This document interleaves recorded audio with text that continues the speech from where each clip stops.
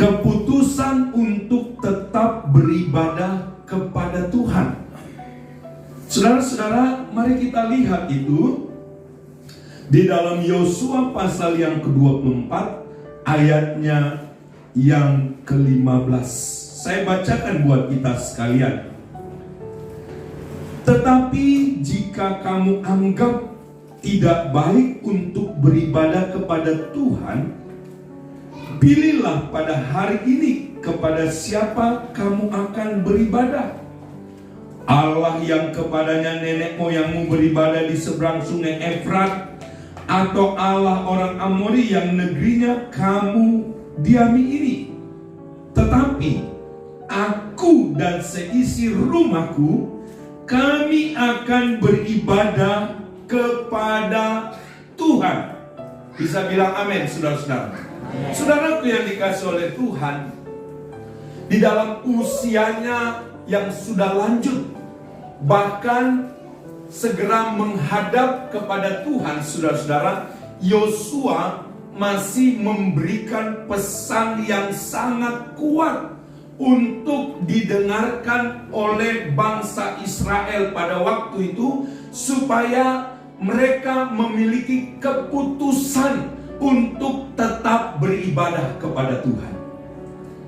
Bapak Ibu Saudara yang dikasih oleh Tuhan, tentunya ini tidak terjadi begitu saja, saudara-saudara. Tetapi apa yang dialami, apa yang terjadi, bahkan perkara-perkara yang dahsyat Tuhan telah kerjakan di dalam kehidupan bangsa Israel. Sehingga dengan keyakinan yang teguh, ya, Yosua senantiasa menyampaikan kepada umat Israel supaya mereka mengambil keputusan untuk tetap beribadah kepada Tuhan. Saudara-saudara, kalau kita melihat di ayat-ayat sebelumnya, sangat jelas bahwa sesungguhnya Tuhan yang disembah itu adalah Tuhan yang berkuasa, Tuhan yang dahsyat, Tuhan yang ajaib, Tuhan yang telah menyertai bangsa Israel.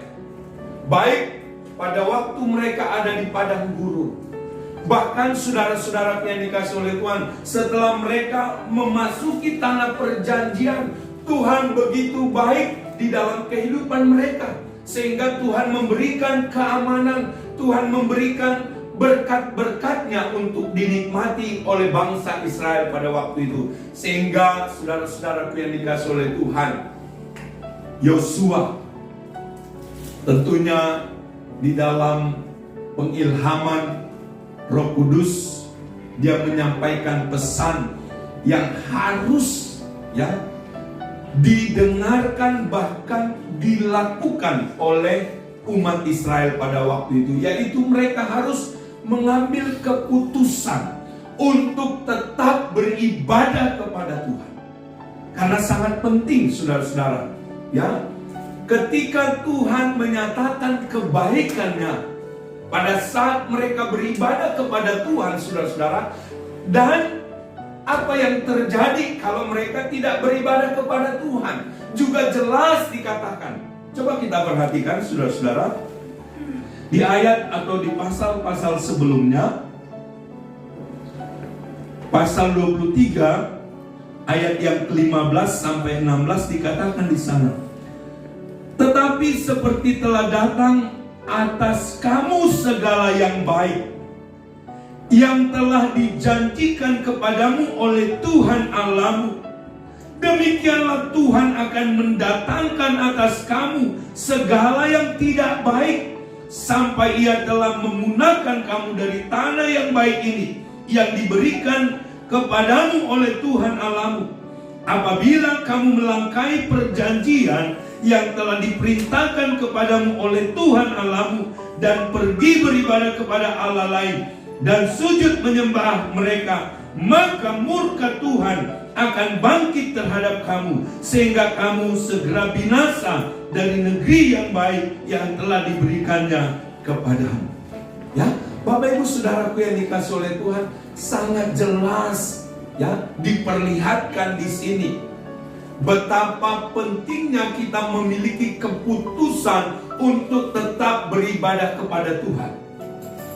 Ketika kita beribadah kepada Tuhan, saudara-saudara, segala apa yang dijanjikan oleh Tuhan, berkat yang dijanjikan oleh Tuhan, ayat-ayat sebelumnya, saudara-saudara, dikatakan satu pun tidak ada yang tidak diberikan oleh Tuhan. Nah, ketika Tuhan sudah menyatakan ini, saudara-saudara, ya sungguh terlalu kalau kita berpaling dari Tuhan. Itu sebabnya Yosua memberikan pesan kepada umat Israel pada waktu itu, ya, supaya mereka tetap beribadah kepada Tuhan. Dan komitmen itu dimiliki secara pribadi oleh Yosua. Sehingga ketika dia menyampaikan pesan itu, sekarang pilihannya ada di tangan kamu. Pilihannya ada di tangan kamu sekalian. Ya. Tetapi jika kamu anggap tidak baik untuk beribadah kepada Tuhan, pilihlah pada hari ini kepada siapa kamu akan beribadah. Allah yang kepadanya nenek moyangmu beribadah di seberang sungai Efrat, atau Allah orang Amori yang negerinya kamu diami ini. Perhatikan keputusan daripada Yosua. Dan inilah juga yang saya yakini dan saya mau sampaikan kepada jemaat Tuhan di tempat ini. Tetapi aku dan seisi rumahku, kami akan beribadah kepada Tuhan. Amin, saudara-saudara. Ya, keputusan untuk tetap beribadah kepada Tuhan harus kita ambil, saudara-saudara. Karena apa? Karena Tuhan telah demikian menyertai, Tuhan telah demikian menyediakan, bahkan Tuhan telah menyatakan janji-janjinya dalam kehidupan bangsa Israel, dalam kehidupan Yosua. Dan saya yakin dan percaya kalau kita ada sampai sekarang ini, saudara-saudara, semata-mata juga karena kebaikan Tuhan. Itu sebabnya apapun yang terjadi dalam hidupmu hari-hari ini, ambil senantiasa keputusan untuk tetap beribadah kepada Tuhan. Tentunya Bapak Ibu saudara-saudara, ada tantangan, ada tawaran-tawaran untuk kita berpaling kepada yang lain. Dan di ayat-ayat yang sudah kita baca, jelas saudara-saudara, tantangan yang pertama yang diperlihatkan di sini, bagaimana orang ingin berpaling kepada Allah yang lain. Ya, padahal saudara yang dikasih oleh Tuhan, itu sesuatu yang semu, itu sesuatu yang sementara. Allah yang disembah, ya, oleh Abraham, Ishak dan Yakub, itu adalah Allah yang menciptakan langit dan bumi, yang patut disembah, yang patut dimuliakan, dan kepadanya kita beribadah kok, saudara-saudara ya. Tetapi tidak menutup kemungkinan kita digoda atau berpaling kepada Allah yang lain, yang seringkali saudara-saudara ingin membawa kita, ya, kepada hal-hal yang tidak baik pada akhirnya. Kelihatan awalnya menarik, kelihatan awalnya saudara-saudara sungguh, ya, menawan seperti itu saudara-saudara. Karena apa? Karena ketika kita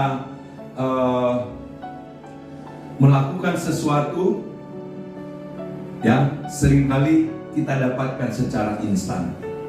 Tetapi ketahuilah saudara-saudara, sebagaimana kita mendapatkan, sedemikian juga kita akan kehilangan. Ya? Tetapi kalau kita beribadah kepada Tuhan, saya yakin dan percaya janjinya kekal, saudara-saudara. Dulu, sekarang, sampai selama-lamanya. Janji Tuhan tidak pernah berubah. Yang seringkali berubah adalah si Tono dan si Tini, alias saya dan saudara. Ya? Jadi Bapak Ibu saudara yang dikasih oleh Tuhan, perhatikan baik-baik.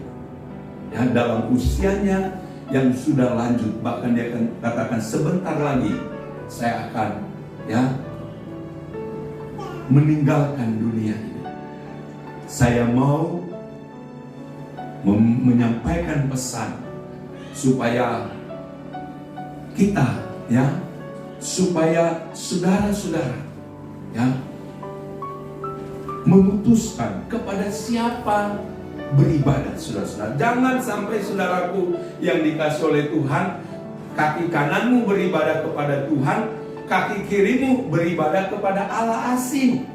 Saudara, kasihan, nggak akan sampai kepada tujuan. Itu sebabnya menjadi penting, saudara-saudara, kita memiliki keputusan untuk tetap beribadah kepada Tuhan. Bisa bilang amin?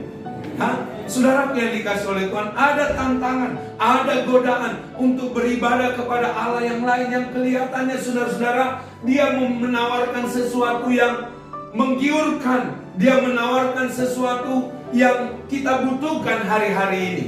Tetapi ingat, saudara-saudara, hanya Tuhan yang benar yang memberikan hal-hal yang terbaik dalam kehidupan kita, dan janjinya kekal untuk selama-lamanya. Bapak Ibu Saudaraku yang dikasih oleh Tuhan, sehingga kalau kita perhatikan dalam Kisah Para Rasul, saudara-saudara, Rasul Paulus menjelaskan perbedaan Tuhan yang benar dengan Allah asing. Sehingga saudaraku yang dikasih oleh Tuhan, kita harus memiliki keputusan yang benar untuk tetap beribadah kepada Tuhan. Mari kita lihat itu dalam Kisah Para Rasul 17 ayatnya yang ke-21 sampai ayatnya yang ke-28. Saya bacakan buat kita sekalian. Adapun orang-orang Athena dan orang-orang asing yang tinggal di situ tidak mempunyai waktu untuk sesuatu selain untuk mengatakan atau mendengar segala sesuatu yang baru. Paulus pergi berdiri di atas Areopagus dan berkata, "Hai orang Athena, aku lihat bahwa dalam segala hal kamu sangat beribadah kepada dewa-dewa. Sebab ketika aku berjalan-jalan di kotamu dan melihat-lihat barang-barang pujaanmu, aku menjumpai juga sebuah mezbah dengan tulisan kepada Allah yang tidak dikenal. Apa yang kamu sembah tanpa mengenalnya, itulah yang kuberitakan kepada kamu."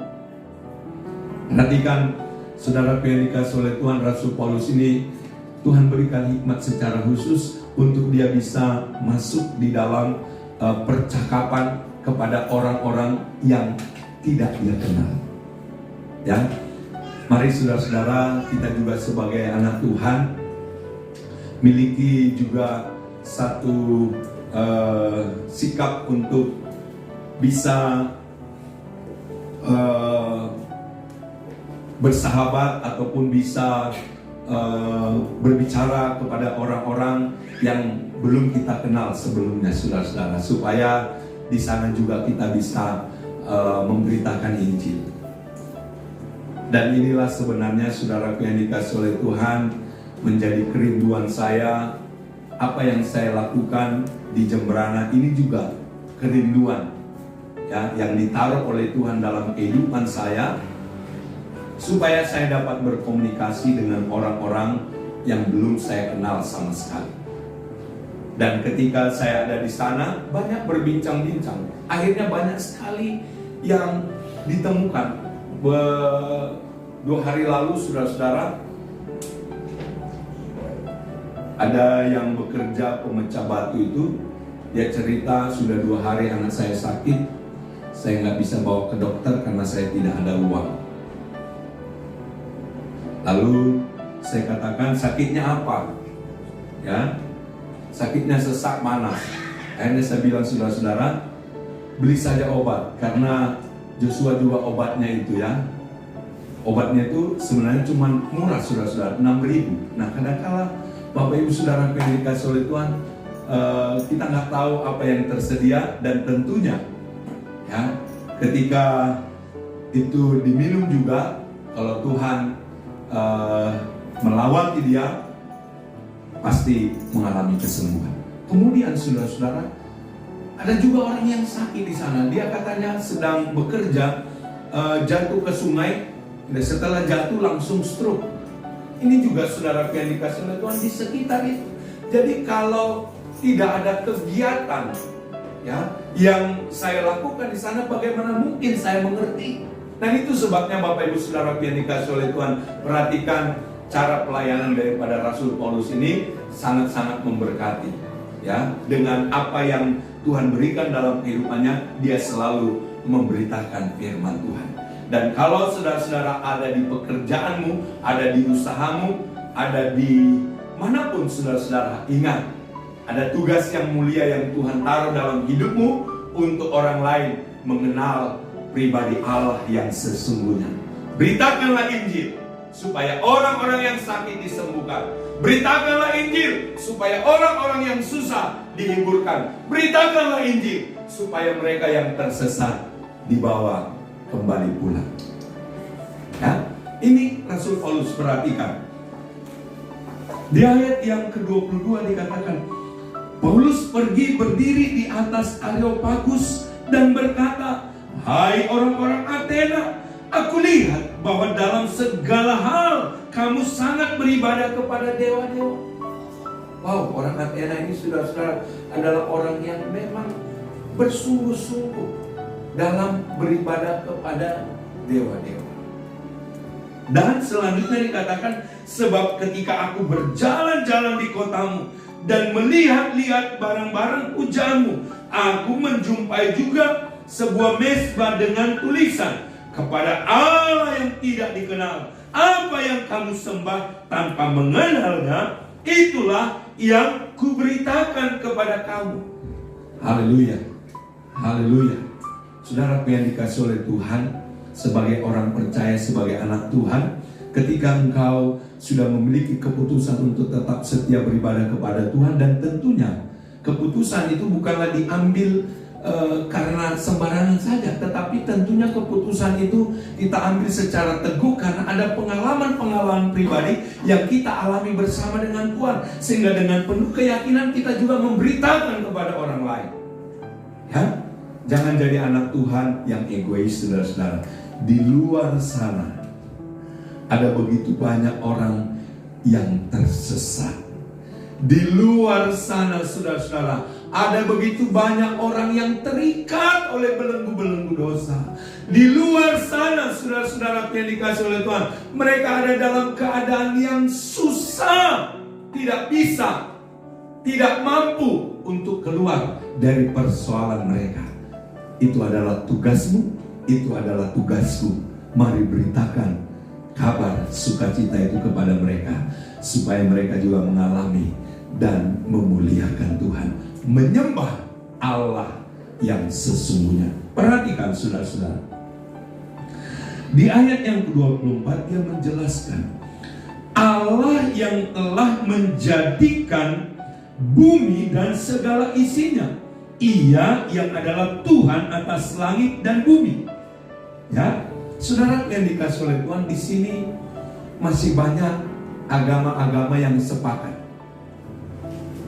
ya, bahwa mereka percaya Allah itu adalah pencipta langit dan bumi. Kemudian saudara-saudara mulai berbeda di bagian-bagian berikutnya. Perhatikan,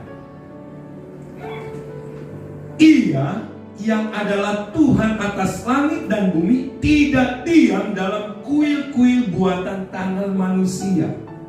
Bapak Ibu Saudara yang dikasih oleh Tuhan, memang ya, di dalam kehidupan kita ini saudara-saudara ada ruang yang hanya bisa diisi oleh Tuhan. Ya, Selama kita tidak menyembah kepada Tuhan, saudara-saudara, maka ruang itu akan kosong dan seringkali diisi oleh hal-hal yang lain. Apakah itu Allah lain? Apakah itu, saudara yang dikasih oleh Tuhan, sifat-sifat dosa, kita akan mengisi ruang kosong itu. Tetapi ketika kita menyembah kepada Tuhan, beribadah kepada Tuhan, maka ruang kosong itu akan diisi oleh Tuhan sendiri, yang akan menuntunmu kepada segala apa yang Dia kehendaki, sehingga berhasil segala perjalananmu. Nah, saudara yang dikasih oleh Tuhan, manusia yang berdosa itu, ya, berusaha dengan segala kemampuan pikirannya untuk menghadirkan Tuhan itu dalam hidupnya, saudara-saudara. Tetapi Bapak Ibu Saudara yang dikasih oleh Tuhan, saya harus sampaikan kepada saudara bahwa sehebat apapun manusia untuk mengenal Allah, tidak akan mungkin dapat mengenalnya. Tetapi saudara yang dikasih oleh Tuhan, Allah sendirilah yang datang kepada kita, memperkenalkan dirinya di dalam Tuhan Yesus Kristus, sehingga kita dapat mengenalnya, menyembahnya, memuliakannya, bahkan merasakan hadirat dan lawatannya setiap waktu. Jadi manusia berdosa itu, saudaraku yang dikasih oleh Tuhan, menyadari ada ruang kosong dalam hidupnya yang hanya bisa diisi oleh Allah itu sendiri. Ya, itu sebabnya Bapak Ibu Saudaraku yang dikasih oleh Tuhan, kalau engkau sudah mulai gundah gulana, ingat, ya, ingat kepada Tuhan. Tuhan, isilah hidupku, ya, isilah hidupku, isilah hidupku, supaya aku tetap tegak berdiri dan aku tetap beribadah kepada Engkau. Ya, saudara, perhatikan. Ia yang adalah Tuhan atas langit dan bumi tidak diam dalam kuil-kuil buatan tangan manusia. Dan yang ke-25, dan juga tidak dilayani oleh tangan manusia seolah-olah ia kekurangan apa-apa, karena Dialah yang memberikan hidup dan nafas dan segala sesuatu kepada semua orang. Dari satu orang saja ia telah menjadikan semua bangsa dan umat manusia untuk mendiami seluruh muka bumi, dan ia telah menentukan musim-musim bagi mereka dan batas-batas kediaman mereka, supaya mereka mencari Dia dan mudah-mudahan menjamah dan menemukan Dia walaupun ia tidak jauh dari kita masing-masing. Perhatikan ayat 28. Sebab dalam Dia kita hidup, kita bergerak, kita ada, seperti yang telah juga dikatakan oleh pujangga-pujanggamu. Sebab kita ini dari keturunan Allah juga. Karena kita berasal dari keturunan Allah, kita tidak boleh berpikir bahwa keadaan ilahi sama seperti emas atau perak atau batu, ciptaan kesenian dan keahlian manusia. Haleluya. Jadi Bapak Ibu Saudara yang dikasih oleh Tuhan, sehebat apapun engkau berpikir tentang identitas Allah, itu tidak akan sampai kepada pengenalanmu yang sesungguhnya kepada Allah.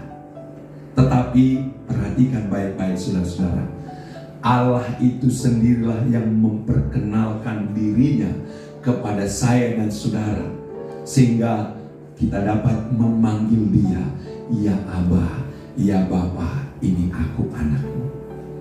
Jadi Bapak Ibu Saudara yang dikasih oleh Tuhan, mari kita kembali kepada Yosua tadi, bahwa kita harus mengambil keputusan untuk tetap beribadah kepada Tuhan.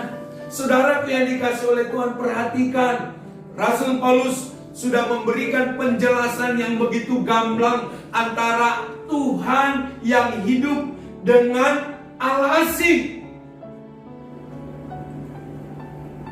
Itu sebabnya Bapak Ibu Saudara yang dikasih oleh Tuhan, tidak perlu lagi ragu dalam mengikut Tuhan. Jangan lagi berpaling kepada Allah asing, sebab Allah di dalam nama Tuhan Yesus Kristus yang kepadanya kita menyembah, yang kepadanya kita beribadah, itulah Allah yang sesungguhnya, Allah yang hidup, yang menyelamatkan hidup kita dari segala kutuk dosa. Haleluya, haleluya. Jadi jangan lagi berpaling kepada yang lain. Mari ambil senantiasa keputusan untuk tetap beribadah kepada Tuhan. Itu tantangan yang pertama, godaan dari Allah asing. Dan yang kedua, saudaraku yang dikasih oleh Tuhan, tantangan yang tidak kalah menarik, saudara-saudara, adalah pekerjaan, ya, jabatan, bahkan saudara yang dikasih oleh Tuhan, harta. Itu tantangan untuk kita mengambil keputusan untuk tetap beribadah kepada Tuhan. Tetapi Bapak Ibu Saudara yang dikasih oleh Tuhan, kita harus bersikap. Kita harus memiliki keputusan yang tepat, supaya juga kita menikmati kebaikan-kebaikan Tuhan yang lebih dahsyat lagi. Meskipun dalam waktu-waktu tertentu kita harus diperhadapkan kepada masalah dan persoalan, tetapi keputusanmu itu menentukan, ya, menentukan apa yang akan terjadi dalam hidupmu. Ya, karena Yosua menyampaikan secara jelas, saudara-saudara, kalau engkau berpaling, maka ini yang akan datang kepada. Ya, saudara yang dikasih oleh Tuhan, kita perhatikan supaya tantangan, pekerjaan, jabatan, ataupun harta tidak menghalangi kita untuk tetap beribadah kepada Tuhan. Kita harus bersikap yang benar, sebagaimana Sadrak, Mesak, dan Abednego. Perhatikan saudara-saudara apa yang dikatakan oleh firman Tuhan dalam Daniel pasal yang ketiga ayat yang ke-15, ya. Ini juga harus diperhatikan oleh pemuda remaja. Ya. Perhatikan saudara-saudara. Kalau engkau sejak muda sudah memiliki komitmen, keputusan untuk tetap beribadah kepada Tuhan, saya yakin dan percaya engkau tidak tergoyahkan oleh apapun. Ya, perhatikan Daniel pasal 3 ayat 15 sampai 18, demikian firman Tuhan. Sekarang jika kamu bersedia, demi kamu mendengar bunyi sangkakala, seruling, kecapi, rebab, gambus, serdam, dan berbagai-bagai jenis bunyi-bunyian, sujudlah menyembah patung yang kubuat itu. Tetapi jika kamu tidak menyembah, kamu akan dicampakkan ketika itu juga ke dalam perapian yang menyala-nyala. Dan dewa manakah yang dapat melepaskan kamu dari tanganku? Di pemikiran manusia, saudara-saudara. Ya, tetapi perhatikan, seringkali, ya, ketika kita ada dalam satu lingkungan pekerjaan, satu lingkungan usaha, satu lingkungan jabatan, saudara-saudara, kita mulai gundah gulana, ya. Apakah aku ikut sana? Apakah aku ikut sini? Lama-lama kita jadi ISIS. Ikut sana, ikut sini. Ya.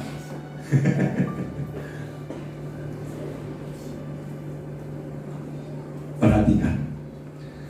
Lalu ayat 16, Sadrak, Mesak, dan Abednego menjawab Raja Nebukadnezar, tidak ada gunanya kami memberi jawab kepada Tuanku dalam hal ini. Posisinya jelas, saudara-saudara. Keputusannya jelas.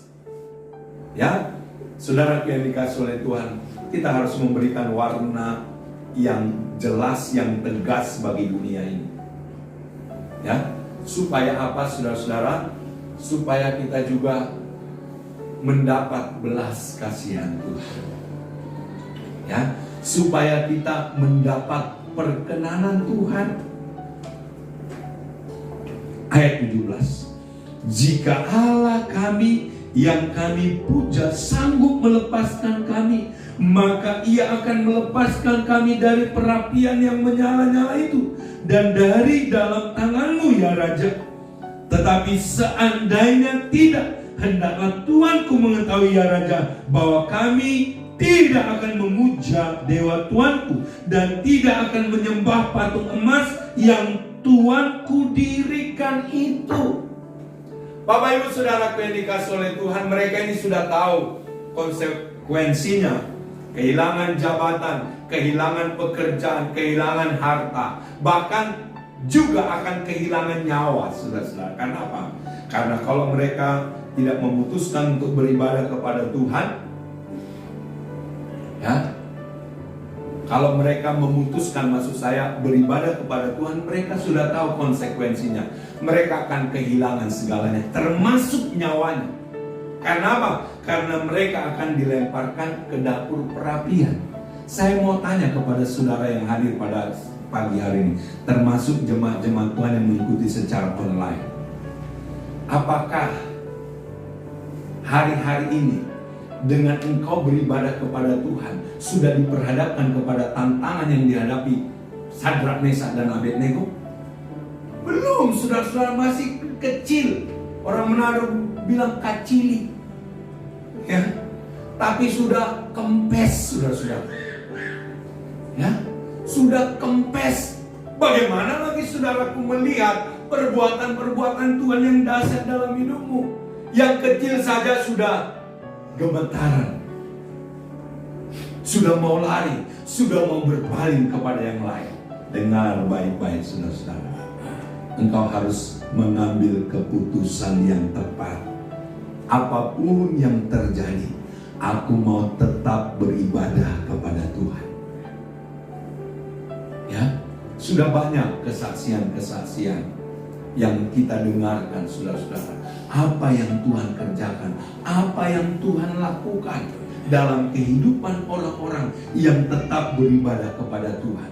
Mereka melihat sungguh keajaiban, kedahsyatan Tuhan terjadi dalam hidup mereka.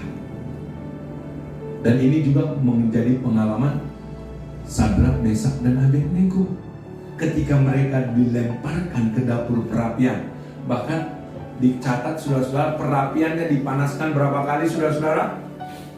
7 kali. Dengar baik-baik, saudara-saudara. Api kompor nanti pulang dari sini, coba rasakan. Kalau nggak terbakar, datang ke sini, nanti terima hadiah. Kan, kok Didi, nanti hadiahnya diambil ya, Tuko, ya. Hadiah untuk membaca Alkitab kemarin, ada dasi. Ya, masih baru kok, bukan dasi bekas itu ya. Jadi kalau ada nanti saudara pulang ke rumah, nyalakan kompor gas,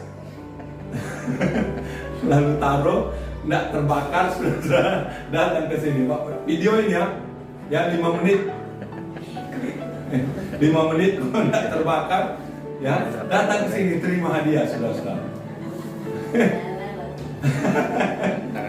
Nah, saudara, setelah membakar itu, saudara bayangkan dipanaskan 7 kali lipat lagi, saudara.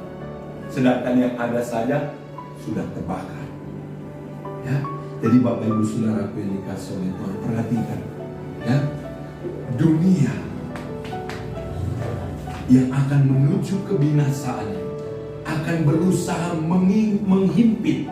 Tetapi perhatikan, saudara-saudara, orang yang mengambil keputusan untuk tetap beribadah kepada Tuhan, dia akan melihat sungguh Tuhan itu dahsyat dalam hidupnya.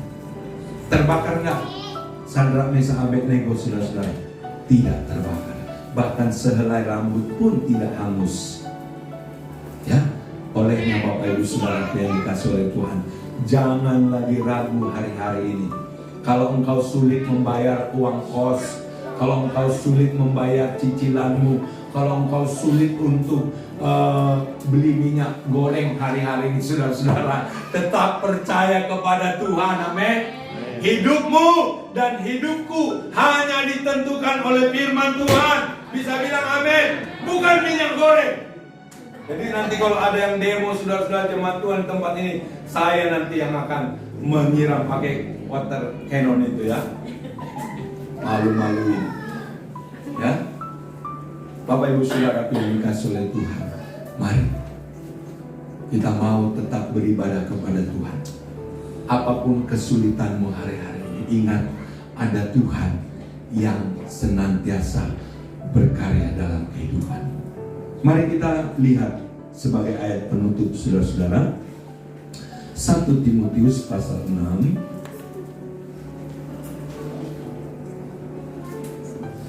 ayatnya yang ke-6. Firman Tuhan katakan begini saudara-saudara, memang ibadah itu kalau disertai rasa cukup memberi keuntungan besar. Ya, artinya apa saudaraku yang dikasihi oleh Tuhan?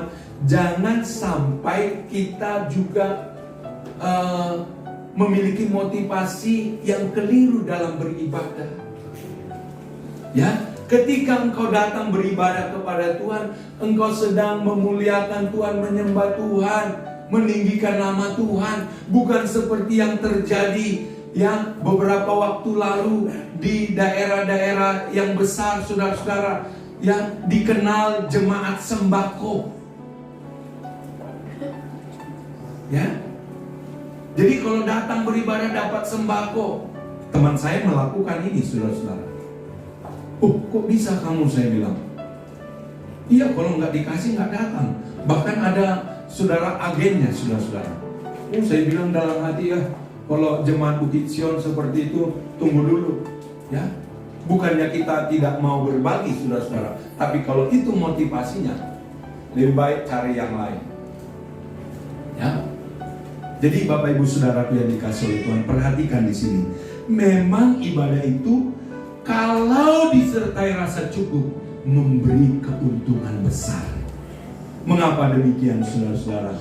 Tentunya ya kita akan terus ada di dalam rencana Tuhan, ada dalam perkenanan Tuhan. Seberat apapun persoalanmu, seberat apapun keadaanmu hari-hari ini, ingat saudara-saudara, kepada Allah yang kepadanya kita beribadah, Dia akan menyatakan kuat kuasanya. Dia akan berkarya jauh lebih dari apa yang dapat kita pikirkan.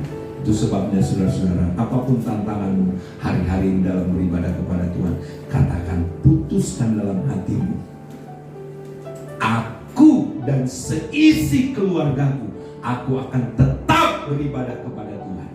Bisa bilang amin? Tuhan memberkati kita, Tuhan menolong kita. Haleluya.